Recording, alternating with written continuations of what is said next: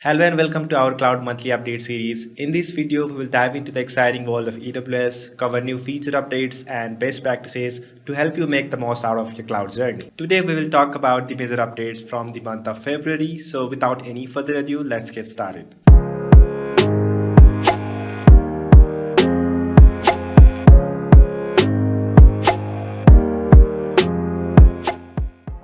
Now you can generate a template using AWS resources provisioned in your account that are not already managed or created by CloudFormation. With this launch, you can onboard workloads to infrastructure as code in minutes, eliminating weeks of manual effort. You can then leverage the IaC benefits of automation, safety, and scalability for the workloads.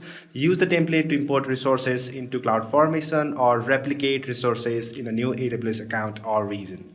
AWS Transfer Family now enables conditional workflow by publishing SFTP, FTPS, and FTP file transfer events in near real-time, SFTP connectors, file transfer event notifications, and applicability statement to transfer operations to Amazon EventBridge. You can orchestrate your file transfer and file processing workflows in AWS using Amazon EventBridge or any workflow orchestration service of your choice that integrates with these events. Application Load Balancer now supports console integration with AWS WAF that allows you to secure your application behind the ALB with a single click. This integration enables AWS WAF protections as a first line of defense against common web threats for your application that uses the application load balancer. Previously, you could secure your application behind ALB with AWS WAF by pre-configuring a web access control list or the ACL with desired security rules, which was cumbersome at times. Now you can use this one-click security protection provided by AWS WAF from the integrated service section of the ALB console for both new and existing load balancers. AWS Lambda now supports .NET 8 as both the managed runtime and container-based image.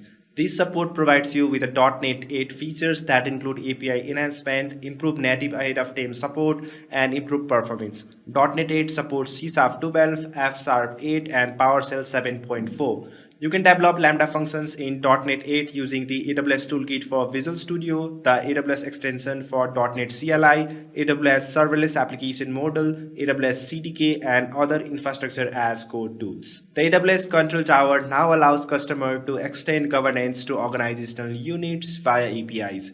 These APIs enable the AWS Control Tower baseline, including best practice configurations, controls, and resources for governance.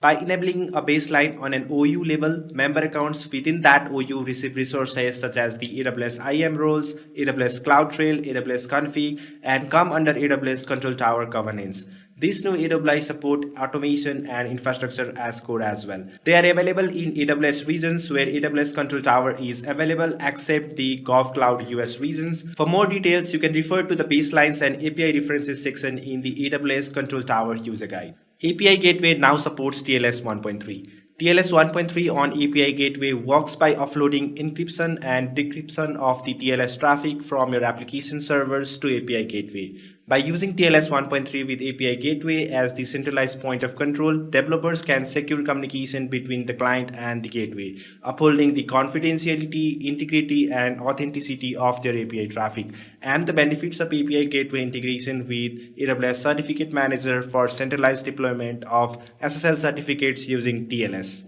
Amazon OpenSearch now lets you update cluster volume without blue-green deployment. While blue-green deployment are meant to avoid any disruption to your cluster because the deployment uses additional resources on the domain, it is recommended that you perform them during low traffic period. Now you can update volume-related cluster configuration without requiring a blue-green deployment, ensuring minimal performance impact on your online traffic and avoiding any potential disruption to your cluster operations. Amazon GuardDuty Runtime Monitoring, which detects potential runtime-based threats, now protects workloads running in shared VPC across all supported compute services.